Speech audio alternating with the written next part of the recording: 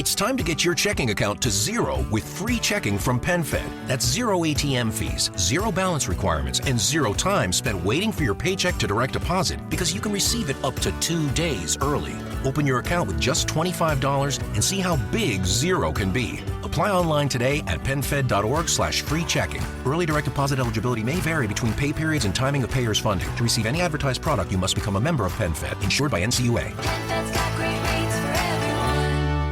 How long was Neil Armstrong actually on the moon?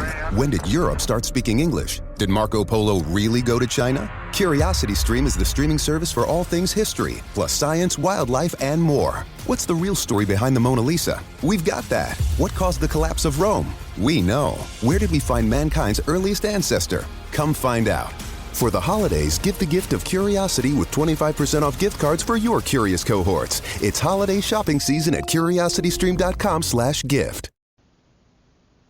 Screen Directors Playhouse. Star, Edmund Gwenn. Production, Miracle on 34th Street. Director, George Seaton.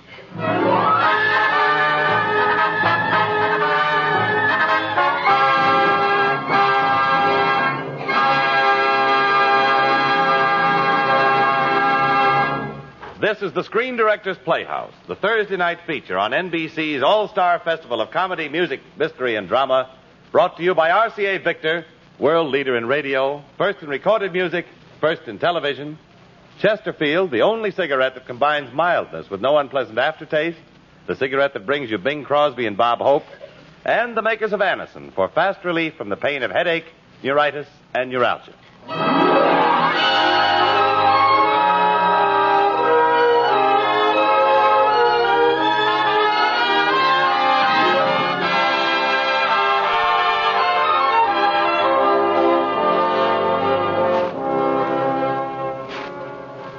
The Hollywood Screen Directors present a Christmas party for the 500 special girls and boys gathered here in our studio, and for children of all ages everywhere. We present the delightful motion picture Christmas story, Miracle on 34th Street, starring Edmund Gwenn in his original Academy Award-winning role of Kris Kringle.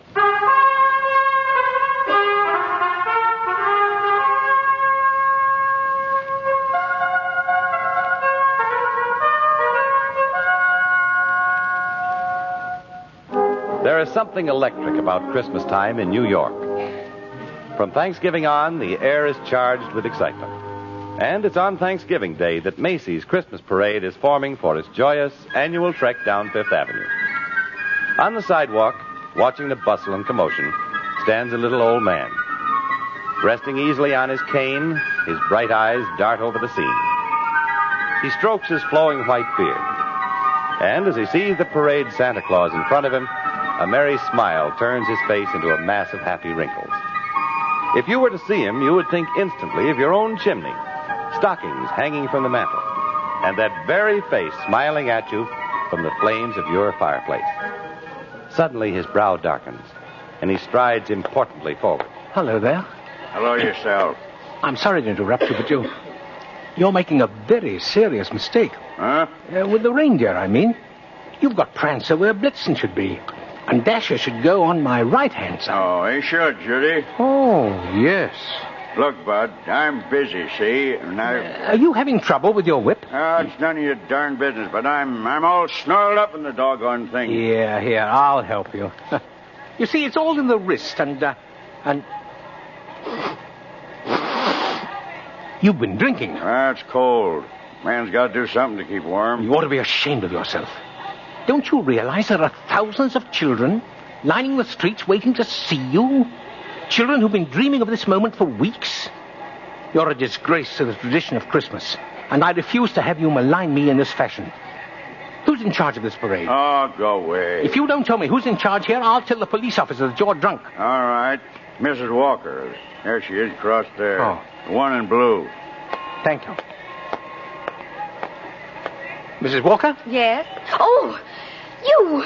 What do you mean taking your costume off? Now you get dressed and get back up on your float. Me? Oh, I'm very sorry. I thought you were our Santa Claus. Your Santa Claus is intoxicated. Oh, no. Don't tell me. Shameful. I won't stand for having these children disappointed. Well, Quite soon. I wonder, could you be Santa Claus? Have you had any experience? Well, a little. Would you? Please, you've got to help me out. Madam, I am not in the habit of substituting for spurious Santa Clauses. However, these children mustn't be disappointed. No, I'll do it. Oh, thank heavens. You'll never know how grateful I am. Get on your float, Santa, and thank you. Oh, Mr. Shellhammer? Yes? I turn it over to you, Mr. Shellhammer. You've done a magnificent job on it. And your new Santa Claus looks wonderful. Why, I hadn't noticed him until just now. He's the best we've ever had. Where'd you find him? I just turned around, and there he was. Well, I'm glad you turned around. I'm glad he was there. You just think if Mr. Macy had seen the other one. Just think if Mr. Gimble had seen the other one. Oh, don't even say that.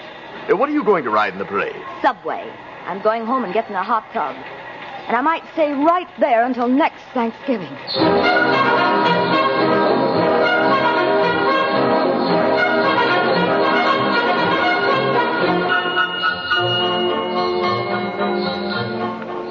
Susan, look at the parade. I've seen it before. The music's pretty. Yes, it is. Mother will be home soon, Mr. Gailey. I hope so. It would be nice for you to meet her. Yes, I'd like that. But not before the parade's over. Oh, the parade. Say, look at that big baseball player. He was a clown last year. They just changed the head and painted him different. My mother told me. Wow, he's really a giant, isn't he? Not really. There are no giants, Mr. Gailey. Well, maybe not now, Susie. But in olden days... Not even then. Well, what about the giant that Jack killed? Jack who? Well, Jack and the Beanstalk. I never heard of that. You must have. You just forgot. It's a fairy tale. Oh, one of those. I don't know any fairy tales. You mean your mother or father never read you any? My mother thinks they're silly. I don't know whether my father thinks they're silly or not. I never met my father. You see, my father and mother were divorced when I was a baby. Oh. Well, that baseball player still looks like a giant to me. People sometimes grow very big, but that's unnormal. Your mother tell you that, too? Yes. Well, hello. I'm Fred Gailey, Mrs. Walker. Yes, I know. Susie's told me quite a bit about you. Oh, thank you. Hello, dear. How was the parade? Much better than last year. Well, thank you. I hope Mr. Macy agrees with you. I'm so glad you came in, Mr. Gailey. I wanted to thank you for being so kind to Susan. Theo told me you took them both to the zoo yesterday. Yes, that's right. But I must confess that was part of a deep-dyed plot. Oh. I'm fond of Susie, very fond of her. But I also wanted to know you. I read somewhere that the surest way to meet the mother was to be kind to the child. Well, it worked. What a horrible trick. The parade's almost over. Mother, here comes the Santa Claus. Oh, don't even mention the name. He's better than last year's. At least this one doesn't wear glasses. I see she doesn't believe in Santa Claus either. No, of course she doesn't. No Santa Claus, no fairy tales, no fantasies of any kind. Is that it? That's right. I think we should be realistic and completely truthful with our children. And not let them grow up believing in a lot of myths and legends, like Santa Claus, for example. I see. Yes. Well, Mrs. Walker, I'm so glad to have met you at last. I do hope you'll let me drop in again. Mother. Yes, dear? I was thinking, we've got such a big Thanksgiving turkey for dinner, and there are only two of us. Couldn't we invite Mr. Gailey? Couldn't we? Well, dear... Oh, please, don't even think about it. It's an awful big turkey. Well, it's not that, dear, but I'm sure Mr. Gailey has other plans. No, he hasn't. He said so, and he told me to ask you. Oh, dear.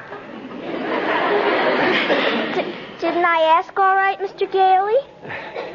Dinner's at 3 o'clock. Thank you. Thank you very much.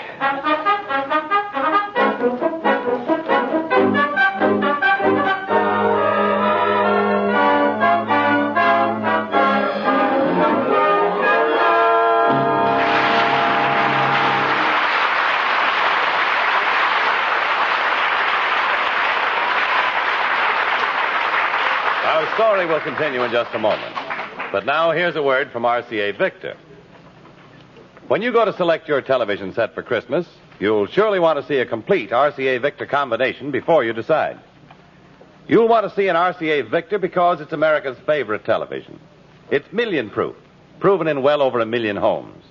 And you'll want to see a complete RCA Victor television radio phonograph combination because here's your chance to get console television, console radio, console phonograph at a price far below the cost of all these services with comparable quality. They're magnificent affairs which give you in one beautiful cabinet 2 RCA Victor radios, AM and FM, and 2 RCA Victor automatic record changers, in addition to RCA Victor million-proof television. You'll find them better looking, better performing in every way. But what will wed you to one of them for life is the fact that they give you so much for so little. Yes, they'll make you say, this is truly a wonderful buy. Remember, see your RCA Victor dealer for a million-proof television combination tomorrow.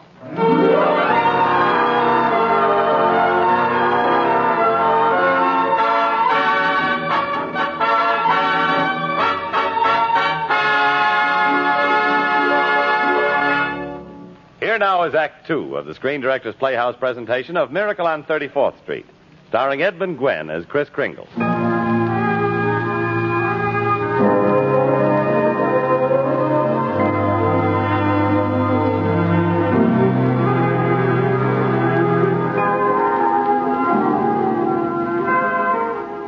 Thanksgiving Day is over.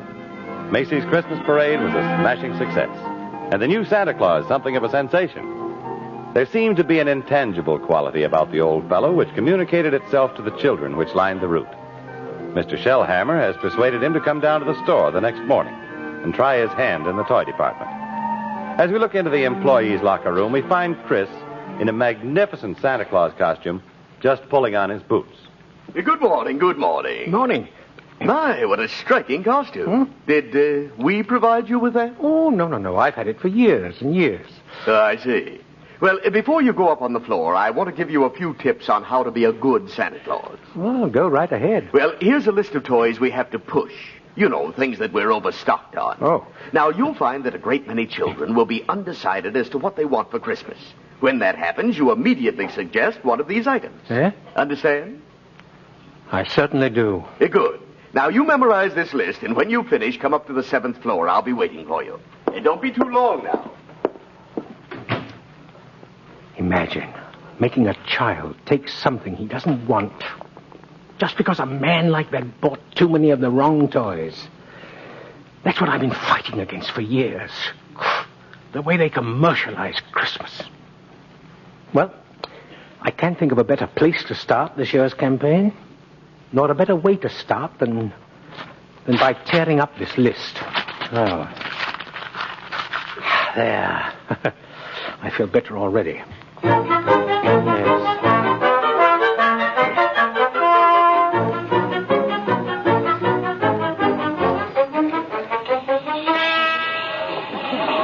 Santa Claus, my name is Peter. Peter? Oh, yes. Peter's a fine name. And what do you want for Christmas, Peter? I want a fire engine, just like the big one's, only smaller. That's got real horses, and it'll squirt real wet water. And I won't do it in the house, just in the backyard, and cross my heart and hope to die. Oh, well, Peter, I can tell you're a good boy. You'll get your fire engine. Oh, thank you. Thank you very much. See, Mom, I told you he'd get me one. Well, yes, dear. Now, you run over and look at the toys. Mummy wants to thank Santa Claus, too. Okay.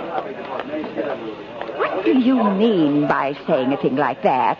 You saw me shake my head at you. I was trying to tell you I couldn't find one. I've looked all over. They're just not making that kind of fire engine. No. You don't think I'd have said that unless I was sure, do you?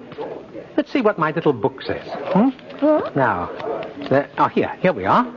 The Acme Toy Company at 246 West 26th Street. And they're only $8.50. A wonderful bargain. You're recommending this company? Oh, I keep track of the toy market pretty closely. Well, does that surprise you so? Oh, it's not that so much, but what really bowls me over is that Macy's is sending me to another store. Well, the only important thing is to make the children happy, isn't it? And whether Macy or somebody else sells the toy doesn't make any difference. Well, don't you feel that way? Yes, but I never dreamed that Macy's did. Well, as long as I'm here, they do.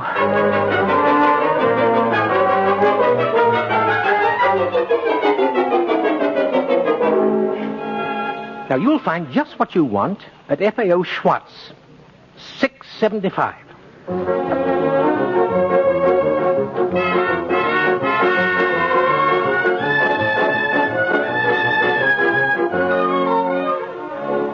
Now, Bloomingdale's Playhouse has exactly what the little girl wants. $2.49, that's all. But for Johnny's wagon, I'd suggest you, yes, I suggest you get it here. We have the best wagons in town.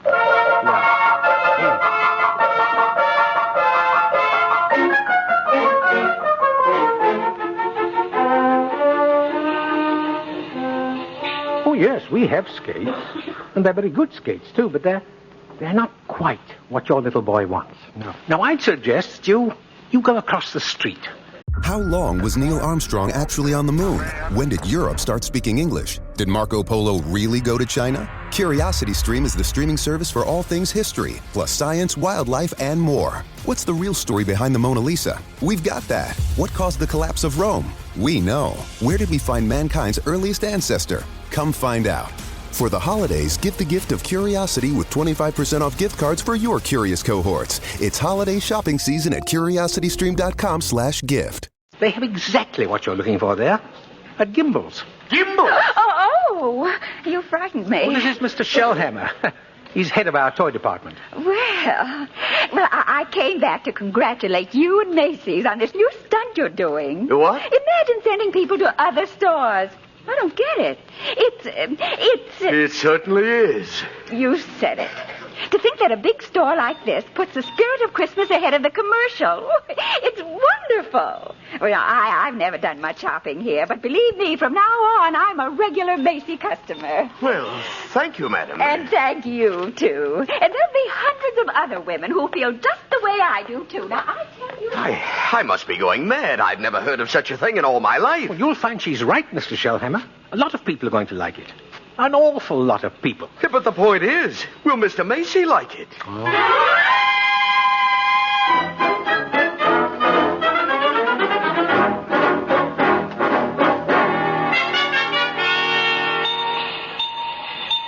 This seems like an awful silly thing for us to be doing, Mr. Gailey. Well, I thought as long as we were in the store, you might as well say hello to him.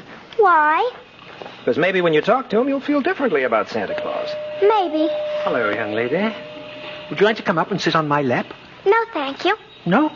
What's your name? Susan Walker. What's yours? Mine, Kris Kringle. I'm Santa Claus. Ha. Oh, you don't believe that, do you? Nope. You see, my mother is Mrs. Walker, the lady who hired you. But I must say you're the best-looking one I've ever seen. Oh. Your whiskers aren't loose at the sides. Well, you pulled them. Go on, see why. I will. Oof. Hey, they don't come off. Oh, that's because they're real. Just like I'm really Santa Claus. Now, what would you like me to bring you for Christmas? Nothing, thank you. Oh, now, you must want something. Whatever I want, Mother will get for me. Oh, if it's sensible and doesn't cost too much, of course. Susan! Hello, Mother. Hello, Mr. Gailey. Hi. Come along, Susan. I think you've taken up enough of this gentleman's time. Goodbye, Susan. Bye. Bye. The explanation for all this is very simple. Your Cleo's mother sprained her ankle. Yes, I know. Cleo called me. I've been wondering where you were. He's a nice old man, Mother. And those whiskers are real, too. Yes, dear. Many men have long beards like that. Susan, would you mind sitting here for a minute? I'd like to talk to Mr. Gailey. All right. I shouldn't have brought Susie to Santa Claus, huh? Well, I'm sorry. Just that I couldn't see any great harm in merely saying hello to the old gent. But I think there is harm. I tell her Santa Claus is a myth. You bring her down here, she sees thousands of gullible children and meets with a very convincing old man with real whiskers. This sets up within her a harmful mental conflict. What is she to think? Whom is she going to believe? Go on. And by filling them full of fairy tales, they grow up considering life a fantasy instead of a reality. They keep waiting for a Prince Charming to come along, and when he does, he turns out to be... We were talking about Susie, not you. Well, whether you agree with me or not, I must ask you to respect my wishes regarding Susan. She's my responsibility, and I must bring her up as I see fit. Okay, she's your kid. Exactly. Now I've got to go back to my office. You know, you've given me quite a bit to think about. Both about Susan and you. So long.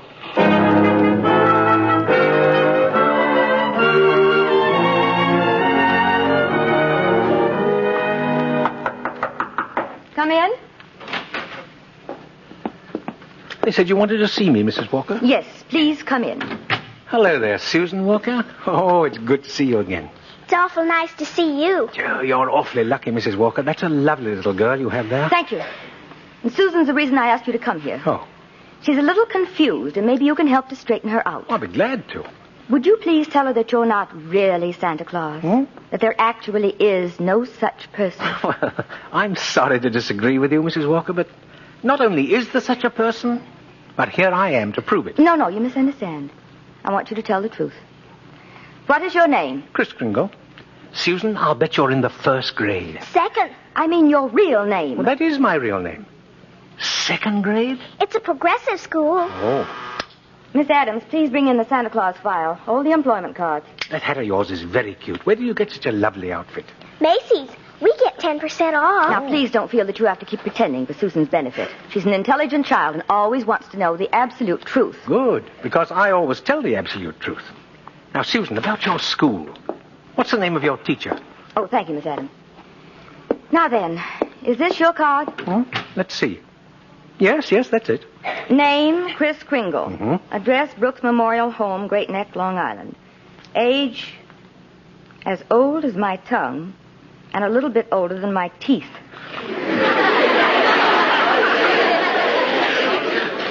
Susan, dear, you go in and talk to Miss Adams for a few minutes. I'll be right with you. All right. Goodbye. Goodbye, young lady. Hope to see you again. Thank you. I hope so, too. I'm sorry, Mr. Kringle. I'm sorry, but we're going to have to make a change. Change? Yes, the Santa Claus we had 2 years ago is back in town, and I feel we owe it to him to come... What? Have I done something wrong? No. Excuse me. Mrs. Walker? Mrs. Walker, Mr. Macy speaking. I have just been informed of the new policy you and Mr. Shellhammer initiated without consulting me or the advertising department. I do not approve of your methods, but in the face of the tremendous response on the part of the public, I can't be angry with you. I admit it sounds ridiculous to me. Imagine Macy's Santa Claus sending customers to Gimbel's. But you cannot argue with success. From now on, not only will our Santa Claus continue in this manner, but I want every salesperson in this store to do precisely the same thing. If we haven't got exactly what the customer wants, we'll send him where he can get it. We'll be known as the helpful store, the friendly store, the store with a heart. That's a wonderful Santa Claus you've got there, Mrs. Walker. Don't lose him. You will find a more practical expression of my gratitude in your Christmas envelope, Mrs. Walker. My congratulations. That was Mr. Macy. Talks a lot, doesn't he? Sometimes. Mr. Macy suggested we find something else for the other Santa Clauses and keep you on. Oh, well, thank you. Thank you. That's mighty good news. You'll be here in the morning? I certainly will. You see, this is quite an opportunity for me. For the last 50 years or so, I've been getting more and more worried about Christmas. It seems we're all so busy trying to beat the other fellow in making things go faster and look shinier that Christmas and I are getting sort of lost in the shuffle. Oh, I don't think so. Christmas is still Christmas. Yes, Christmas isn't just a day. No, it's a frame of mind. And that's what's been changing. That's why I'm glad I'm here. Maybe I can do something about it. And I think you and Susan are going to help me more than anybody. We are? How? Well, you two are sort of the whole thing in miniature. If I can win you over, then there's still hope. If not, well, I warn you, I don't give up easily. No. Good night, Mrs. Walker. Good night, Mr. Kringle.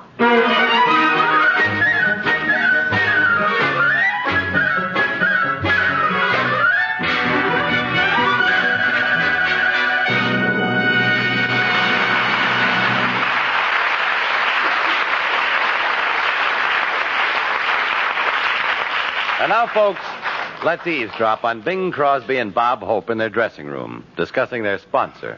The Chesterfield people are wonderful to work for. Well, Chesterfield didn't hire us for radio alone, you know. We got to do a lot of personal work for the firm. That's right. We're here in San Francisco on a very special mission. I'm working the mural room at the St. Francis, and Bob is cigarette girl at the top of the mark. They tried Crosby at the top of the mark, but he got the bends. Seriously, friends, Skinflint and I, we do agree 100% on this. Chesterfields are milder. And they leave no unpleasant aftertaste. So always buy our cigarette, Chesterfield. The best cigarette for you to smoke. Chesterfield, Chesterfield always wins first place. That milder, mild tobacco never leaves an aftertaste. So open a pack, give 'em a smell. Then you'll smoke 'em. Don't forget to give Crosby for Christmas. I mean the Chesterfield Christmas carton with Bing as Papa Santa Claus. You are listening to the Screen Director's Playhouse, the Thursday night feature of NBC's All-Star Festival. The third act of Miracle on 34th Street will continue after a brief pause for station identification.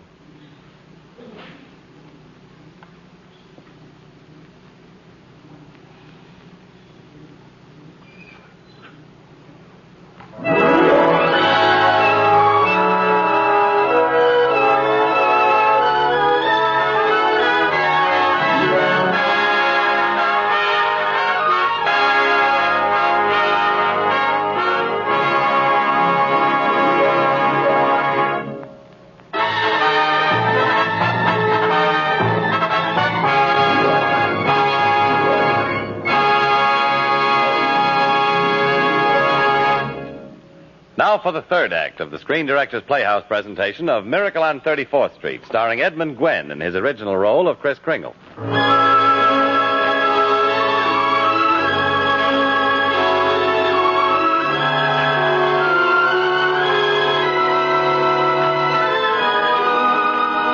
Business is booming at Macy's.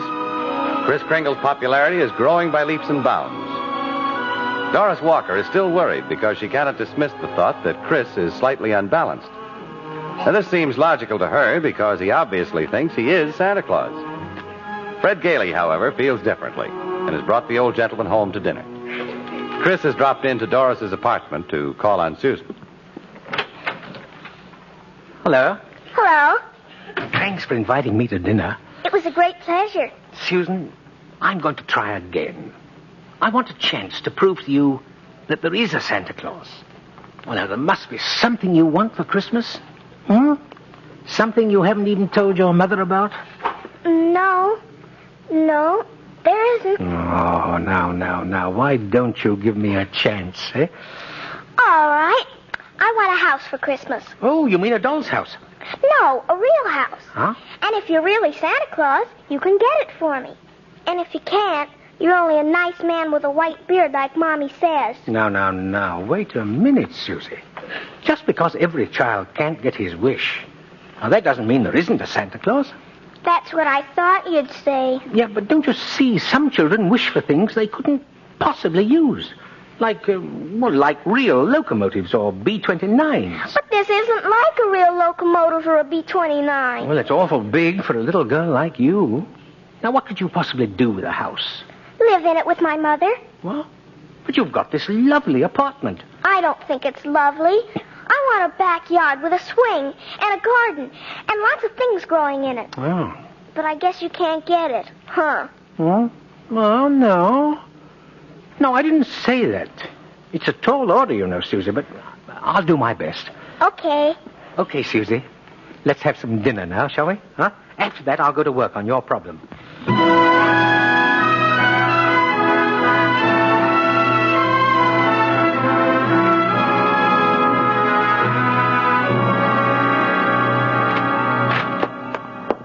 Good morning, Mr. Sawyer.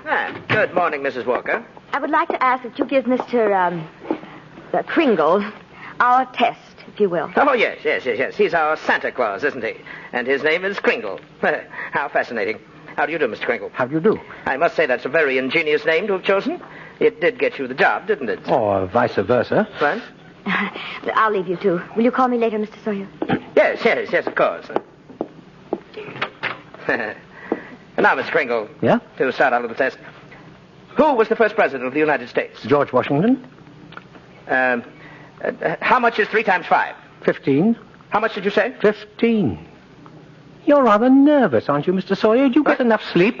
My personal habits are of no concern to you. Now, how many fingers do you see? 3. Oh, you bite your nails, too.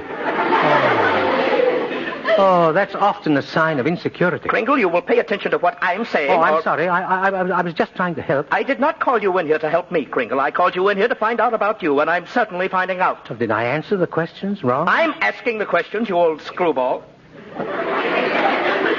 I don't believe that Mrs. Walker intended me to have this kind of examination. What? No. I have great respect for psychiatry and great contempt for muddlers who go around practicing it. Why, you... Are you a licensed psychiatrist? What? Well, that is none of your business. I thought so. Mr. Sawyer, you are a phony. You ought to be horsewhipped. How dare you? Now you leave this office immediately. I shall, but before I do, you listen to this. Now, either you stop... The United States Border Patrol has exciting and rewarding career opportunities with the nation's largest law enforcement organization. Earn great pay, outstanding federal benefits, and up to $20,000 in recruitment incentives. Learn more online at cbp.gov/career/USBP. It is Ryan here, and I have a question for you. What do you do when you win? Like, are you a fist pumper, a woo-hooer, a hand clapper, a high fiver? I kind of like the high five, but if you want to hone in on those winning moves, check out Chumba Casino. At ChumbaCasino.com, choose from hundreds of social casino-style games for your chance to redeem serious cash prizes. There are new game releases weekly, plus free daily bonuses, so don't wait. Start having the most fun ever at ChumbaCasino.com. No purchase necessary. VGW. Void where prohibited by law. See terms and conditions. 18+. Analyzing, as you call it, at once... or I'm going to tell Mr. Macy what a contemptible, malicious fraud you are. You get out of here before I throw you out. I wouldn't try that. Get out of here. There's only one way to handle a man like you. You won't listen to reason. You're heartless. You have no humanity. Are you going to leave? Yes. There's only one way to handle your kind. My cane, if you please. Thank you. Oh! Good day, Mr. Sawyer.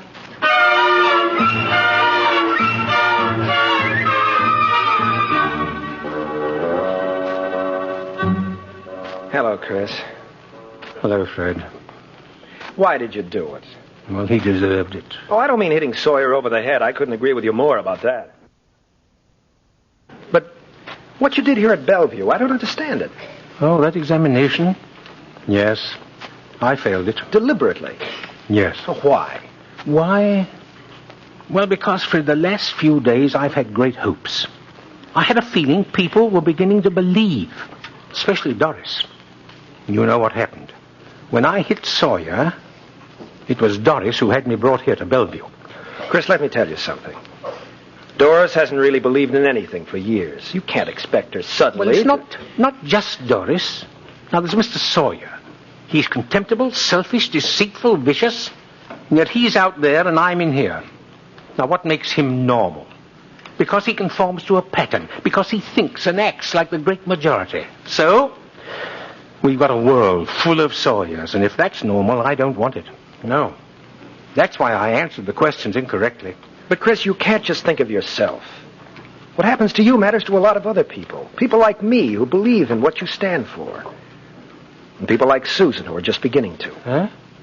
You can't quit. You can't let them down. No. No, I didn't think about Susan. No. You're right, Fred. Quite right. How do we get out of here? No, it's not going to be easy. Well, you've got to get me out. All right, Chris, I'll do my best. Oh, and while you're working on it, Fred, work on something else for me, too. Your case is going to be a full-time job all by itself. Yes, but you're rather fond of Doris Walker, aren't you? I'm in love with her. How do you think she feels about you, Fred? I think if I could just crack that shell, maybe she'd be in love with me. If I could just get her to break down, just once. Why don't you take her out more? I've tried. She's too busy with her job. Well, that's what I want you to do for me, Fred. Try a little harder. You know, those two are a couple of lost souls, and it's up to us to help them. Now, I'll take care of Susie if you'll take care of her mother. It's good enough for me, Chris. One more thing. What? Do you like living in Manhattan? It's all right, I suppose. Of course, someday I'd like to get a house out on Long Island. Not a big place, just one of those junior partner deals around Manhasset, you know? Yeah. Yes, I know the kind you mean. Why? Why what? Well, why did you ask that? Oh, I don't know, Fred. It just seems to me that as soon as Christmas is over every year, I get good and sick of the city, too.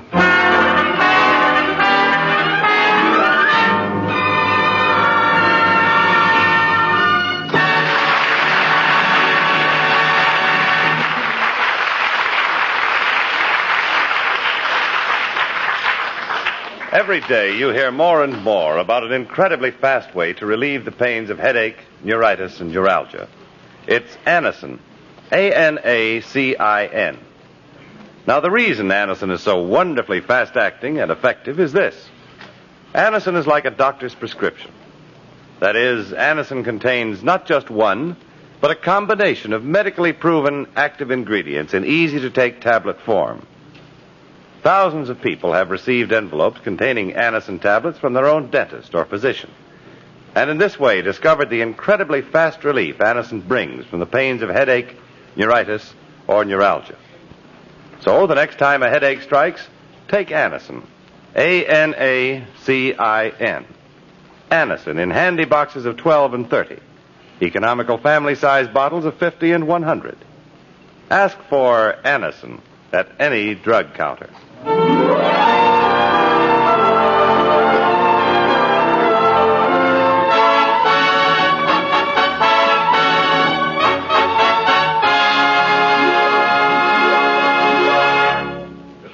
And now back to our story. Miracle on 34th Street, starring Edmund Gwenn.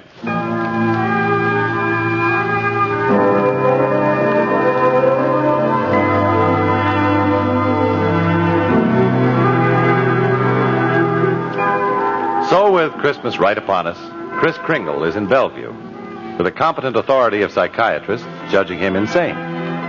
At any moment, papers of commitment will be put through the New York courts, which will keep Kris committed permanently.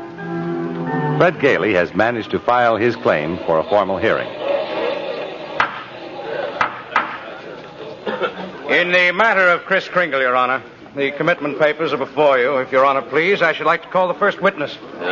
Proceed, Mr. Mara. Mr. Kringle, will you take the stand? Good morning, Your Honor. Good morning. Before you begin, Mr. Mara, I want to explain to the witness that this is a hearing, not a trial. Mr. Kringle, you do not have to answer any questions against your wishes or even testify at all. We have no objection, Your Honor. Oh, I'll be glad to answer any questions that I can. What is your name? Kris Kringle. Where do you live?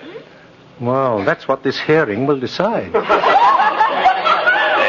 very sound answer, Mr. Kringle. Thank you, Your Honor. Do you believe that you are Santa Claus? Well, of course. The state rests, Your Honor. Well, Mr. Gailey, do you wish to cross-examine the witness? I believe he was employed to play Santa Claus. Perhaps he did not understand the question. Oh, I understood the question perfectly, Your Honor. No further questions at this time. Well, in view of this statement, do you still wish to put in defense, young man? I do, Your Honor. I'm fully aware of my client's opinions. In fact, that's the entire case against him. All those complicated tests and reports boil down to this. Mr. Kringle is not sane because he believes himself to be Santa Claus. An entirely logical and reasonable assumption, I'm afraid. Well, it would be if the clerk here, or Mr. Mara, or I believed that we were Santa Claus. Anyone who thinks he's Santa Claus is not sane. Not necessarily. For example, Your Honor, you believe yourself to be Judge Harper. And nobody questions your sanity, Your Honor, because you are Judge Harper. I know all about myself, young man. Mr. Kringle is the subject of this hearing. Yes, Your Honor. And if he is the person he believes himself to be, just as you are, then he is just as sane. Well, granted, but he isn't. Oh, but he is, Your Honor. Is what? I intend to prove that Mr. Kringle is Santa Claus.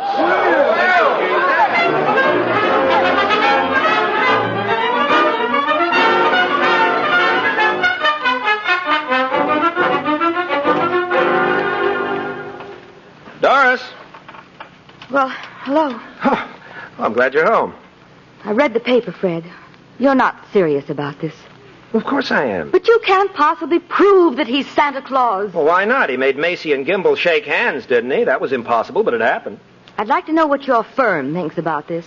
They are saying that I am jeopardizing the prestige and dignity of an old established law firm. And either I drop this impossible case immediately, or they will drop me. The old buzzards. Well, I guess that's that. Yep. They left me no choice. So I quit. Fred, you didn't. Of course I did. I can't let Chris down. He needs me, and all the rest of us need him. Look, darling, I love Chris, too. He's a kind, wonderful old man, and I admire you for wanting to help him. But you've got to be practical. You can't throw your career away because of sentiment. I'd like to prove something to you. And I can, too. Turn on the radio. Why? Because I want to show you what's happened lately with sentiment. It's become darn good business. It's all over the place. Everybody's doing it. Here it Ladies comes and now. gentlemen, Listen. The car of the year is a good car. Please don't misunderstand. There are many good cars. There are higher priced and lower priced. If you'll bring us an idea of your requirements, we'll tell you very honestly whether we think ours is the car for you. If not, we'll recommend cheerfully the car you should have regardless of who makes it. You hear that? A year ago, that company would have killed themselves before okaying copy like that. And what's happening? They're doing the biggest business in their history. You can blame that on Chris. Yes, I know, Do you realize that a little old man that I'm defending is responsible for all those commercials? You know what he's done for the industry of this country? Maybe it's because public response has made it impossible for advertisers to be anything but generous, but it's his fault. He started the whole darn thing. But you can't toss everything out the window because of a sentimental whim. Darling, one experience doesn't make a life. You've got to have faith. It's not a question of faith. It's just common sense, Fred. Faith is believing in things when common sense tells you not to.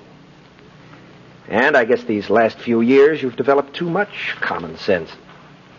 And yet with all my common sense, I was just beginning to think it would work out for us. So was I. But can I help you with the tree? Thanks, I can do it. Well, good night. Good night.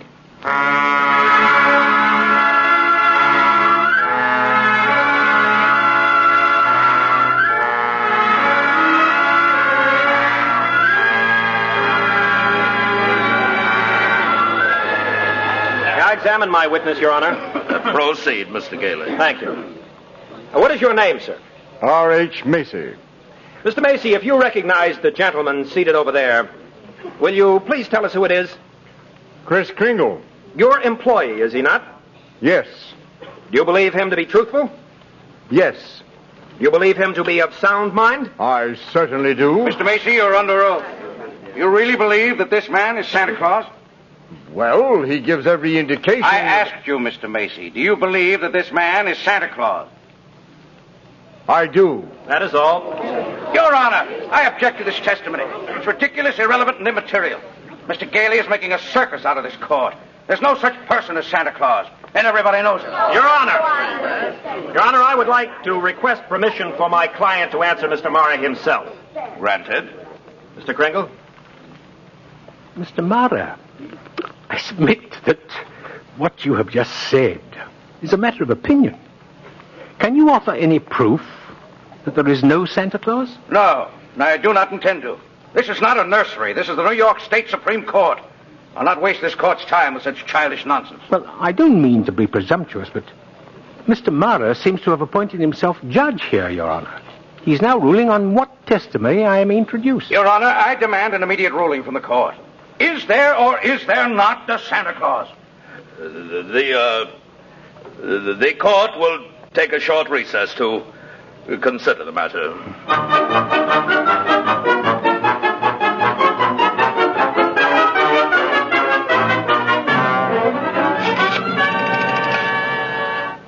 Oh, hello, darling.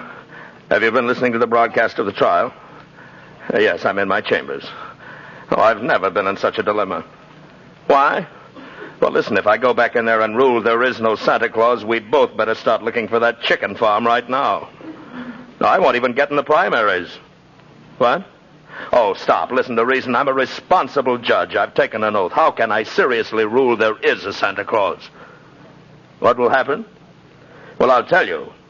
I rule there's no Santa Claus. The kids read about it. They don't hang up their stockings. So what happens to all the toys that were supposed to be in the stockings? Nobody buys them. You think the toy manufacturers are going to like that? So they have to lay off a lot of employees, union employees. Now you've got the CIO and the AFL against you. The department stores are going to love you, too, and the Christmas card makers, the candy companies. Oh, honey, listen, as sure as you're my wife, if I do this, I can count on getting just exactly 3 votes at the next election. Our own and that district attorney, Mara's out there. Oh, and I just happen to remember that Mara's a Republican. Well, recess is over, my sweet. Career, too, maybe. I'll call you later.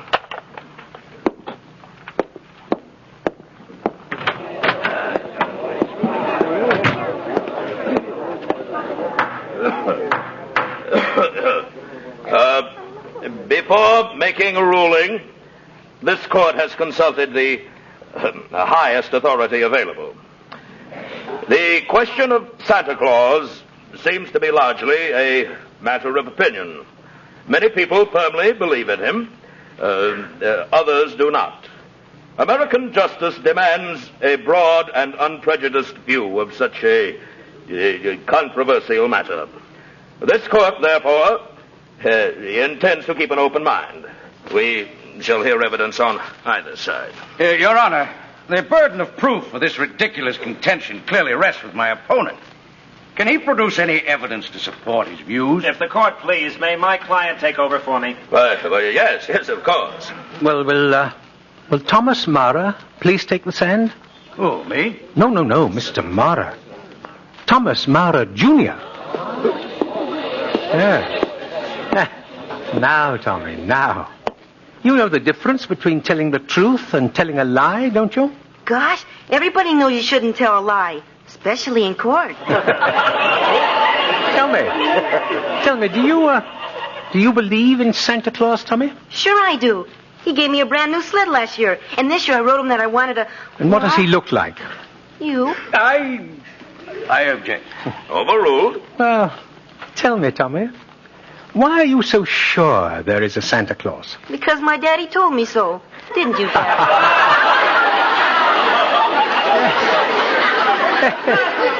Yes, and you believe your daddy, don't you, Tommy? Huh?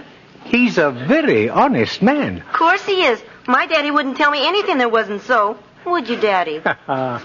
Thank you, Tommy. Thank you, that's all. Your Honor, State of New York concedes the existence of Santa Claus. But, in so conceding, we ask of Mr. Gailey and his client to cease presenting personal opinion as evidence.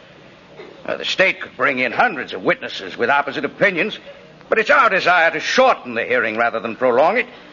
I therefore demand that Mr. Gailey now submit authoritative proof that Mr. Kringle is the one and the only Santa Claus.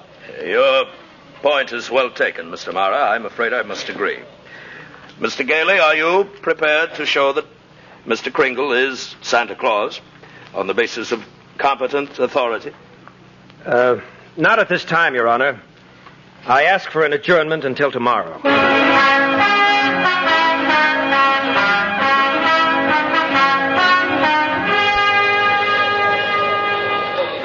Morning, Chris. Morning, Fred. I'm afraid it's bad news, Chris. I've tried every way to get some competent authority. I wired the governor, the mayor. Never mind, Fred.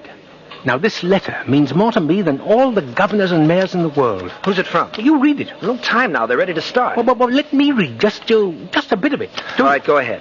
Well, listen, Fred. And I want you to know, Mr. Kringle, that I believe all you told me and everything will turn out fine. I hope you are not sad. Yours truly, Susan. Oh, P.S. Dear Mr. Kringle, I believe in you, too. Doris. So, our two lost souls have found themselves, huh, Chris?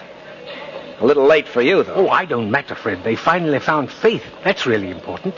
Here, take a look at the envelope. Why? Well, see how it's addressed. Now, let me look at that. Yeah. Chris Kringle, New York County Courthouse, Center and Pearl Streets, New York City. Yes, and I have two other letters from children here, Fred. They're just addressed Santa Claus. But I got them. Are you ready, Mr. Mara? Yes, Your Honor. Mr. Gailey? My client will speak for himself, Your Honor. I'm going to make a quick phone call, Chris. Go ahead, son. I've got an interesting book here. Your Honor, the defense has yet to bring in one concrete piece of evidence to substantiate this preposterous claim. Not one competent authoritative proof that this man is Santa Claus. On view of these facts, and especially since today is Christmas Eve, we're all anxious to get to our homes, I ask that you sign the commitment papers without further delay. Mr. Kringle, haven't you anything to offer? Yes, I have, Your Honor. I should like to submit some facts in evidence. They concern the Post Office Department, an official agency of the United States government. The Post Office Department is one of the largest business concerns in the world. Your Honor, I'm sure we're all gratified to know that the Post Office Department is doing so nicely, but it hardly has any bearing on the case. It may have a great deal, Your Honor. May I proceed? Oh, yes, by all means, Mr. Well, now, according to this book of regulations in my hand, the United States postal laws make it a criminal offense to willfully misdirect mail or intentionally deliver it to the wrong party. Consequently, the department uses every possible precaution. Your Honor, the state of New York is second to none in its admiration of the Post Office Department. We're happy to concede all of Mr. Kringle's claims. For the record? Yes, for the record. Anything to get on with this case. Then may I introduce these 2 letters as evidence, Your Honor? They are simply addressed to Santa Claus. No other address whatsoever. Yet they were delivered to me by bona fide employees of the post office.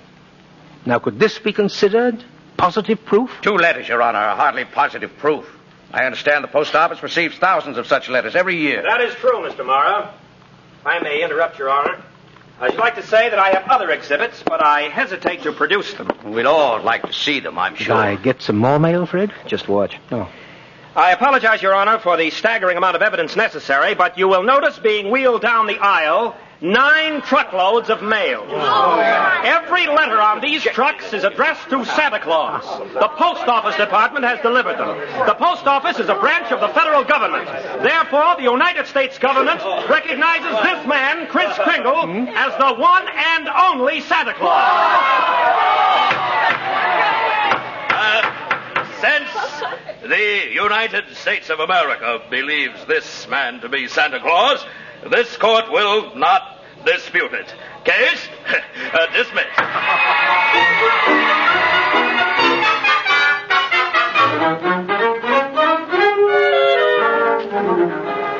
I got your note, Doris, in court. Made me very happy. I'm glad, Chris. It's making our Christmas very happy to have you with us. I didn't get my present. Oh, but darling, you have loads of presents. Not the one I wanted. Not the one Mr. Kringle was going to get for me. Well, I tried my best, Susie, but...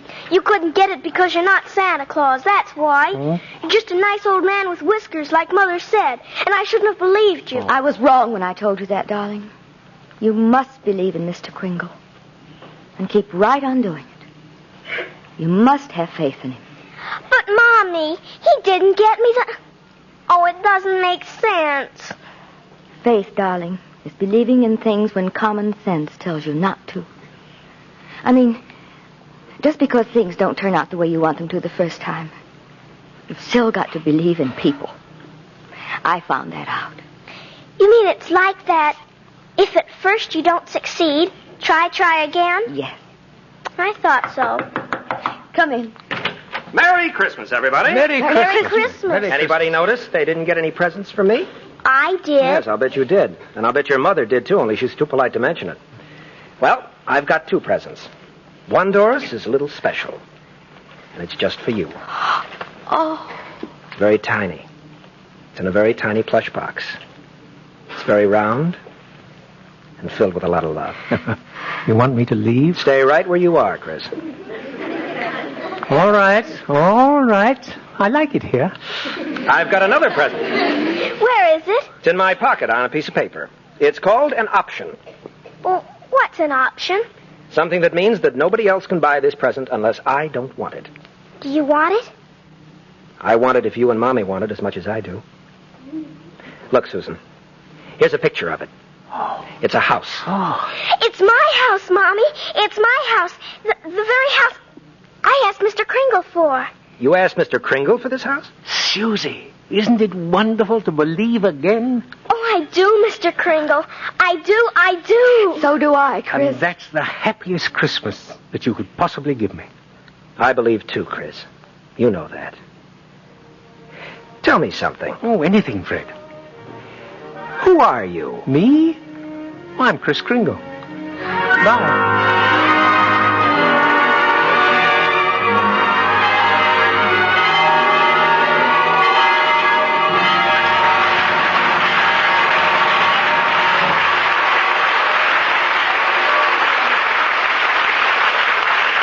Kris Kringle will return in just a moment with our guest director, George Seaton.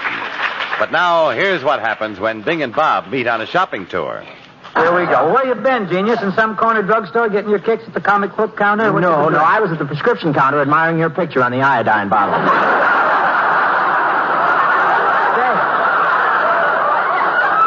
There's a delightful picture of you on the Lydia Pinkham bottle, too. Seriously, friends, Skinflint and I, we do agree 100% on this. Chesterfield is the cigarette that everybody ought to be smoking. Right, and they will, Bob, when they find out how easy it is to prove that Chesterfields are milder. Sure, it's the easiest test in the book. Just get a hold of a pack of Chesterfields and open them, smell them, and smoke them. Compare them with the cigarettes you've been smoking, and you'll find that Chesterfields do smell milder, and they smoke mild, too. Chesterfield, always wins first place. That milder, mild tobacco never leaves an aftertaste. So open a pack, give them a smell. Then you smoke them. This Christmas, give Chesterfield Christmas cartons with Bing Crosby as Papa Santa Claus. Next week, another great star recreates a memorable role on Screen Directors Playhouse as we present our adaptation of one of Hollywood's most unusual films. Our story will be Alias Nick Beale, directed by John Farrell. And our stars will be Ray Milland and Nancy Olson.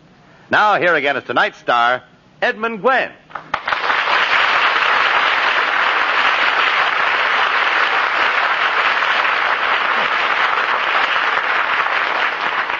Well, thank you. Thank you very much. Our play, you know, isn't really over.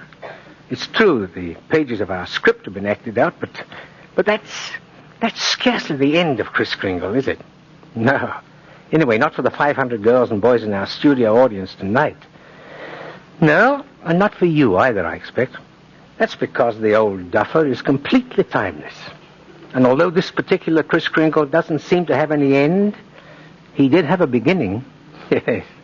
Yes, he began on the screen with one of Hollywood's most brilliant writer-directors.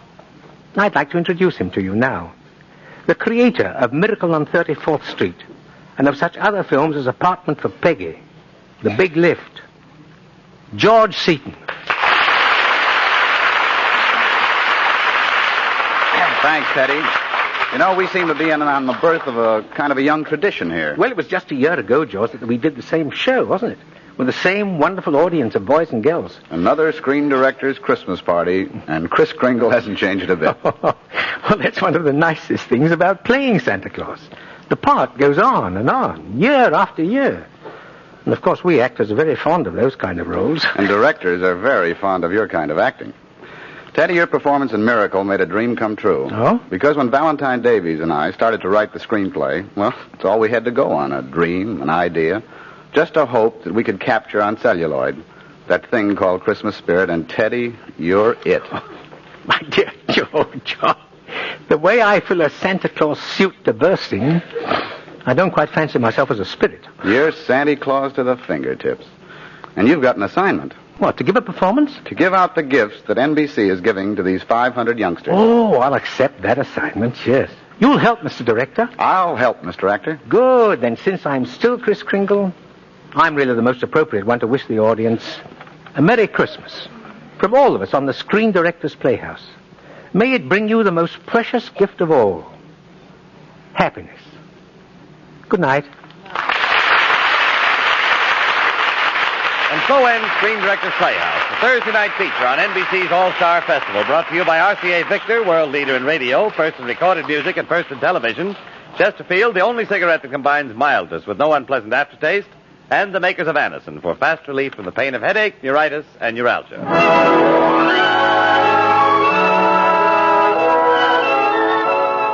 Miracle on 34th Street was presented through the courtesy of 20th Century Fox. Watch for Richard Widmark in the 20th Century Fox Technicolor production Halls of Montezuma. Edmund Gwenn may currently be seen in the 20th Century Fox productions Mr. 880 and For Heaven's Sake, which George Seaton has directed. Included in tonight's cast were Lorene Tuttle as Doris, David Ellis as Fred, Gail Bonney, Joan Ray, Bill Conrad, Ralph Moody, Herb Rawlinson, Joel Nestler, and Jack Moyles. Miracle on 34th Street was adapted for radio by Nat Wolfe. The Screen Directors Playhouse is produced by Howard Wiley and directed by Bill Carnes. This is Jimmy Wallington speaking and inviting you to listen again next Thursday when we present Ray Milland and Nancy Olson in Alias Nick Beale with Screen Director John Farrell.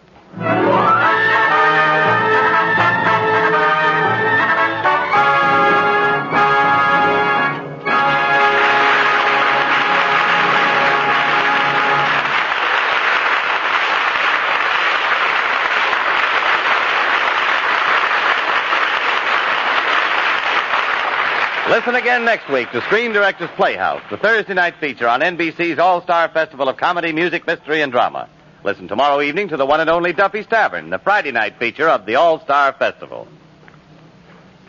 Join Archie and the gang at Duffy's Tavern tomorrow night on NBC.